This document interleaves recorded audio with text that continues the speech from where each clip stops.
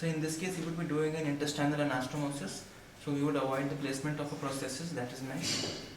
Tissue You defect. come down here now because the lesion is here. Now this is the defect. What are your views? You don't have to shift the camera. You can keep it here. Yeah. So I would like to do both the surgeries at different times, sir, not with the Why? same. So because firstly I'm doing an intestinal anastomosis, which will be a There's no absolute contaminated. contraindication. First of all, be clear on this. I think I'll go back into his history when he described it. He had a history of trauma for which probably there was trauma to the liver. They must have done the packing, which Yes, led sir. to development of an aneurysm. Aneurysm communicated with the colon, produced some kind of a vascular communication. I mean, it became a fistula which drained into colon and kept on having episodes of hemorrhage from the lower GI. This is a lower GI hemorrhage. Now, if we have to deal with both simultaneously, we don't need any contamination at all because mesh cannot be used if there is contamination. So that's where your risk is. That's where you're worried, isn't it? Yes, sir. So otherwise, you can do it in the same sitting. So if you're ensured a clean environment, if there's no infection, you can do that. But since that cannot be ensured, we can tackle one at a time. You can do with an incisional hernia or a divertification for the time being. Fifth postoperative day?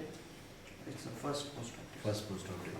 Patient has, you are the registrar on duty. Patient has distension of abdomen, vomitings. So you got a nasogastric tube in situ. It is draining about 3 liters of bilious fluid. What is the approach? What would you do? So I would check the patient's vitals, whether he has tachycardia or not. Check his blood pressure.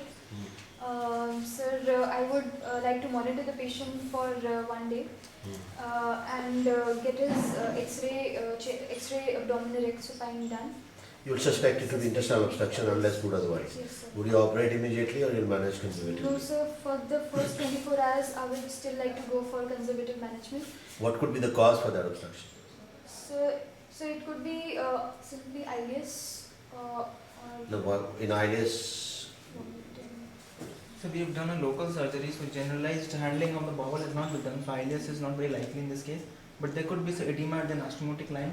There could be kinking of the bowel loop. There could be adhesion. if that's the case, then you would operate or you'll wait. No, sir, I'll still wait because patient. What's the gold standard investigation in this situation? So the contrast on CT scan. Okay, so you'll do that and establish obstruction. If there is obstruction, acute intestinal obstruction, answer is surgery. If it is subacute, observe. And if you can establish it, the treatment is surgery. Now, is it common with hypoperitoneum more often that adhesive obstructions happen, or it's no difference?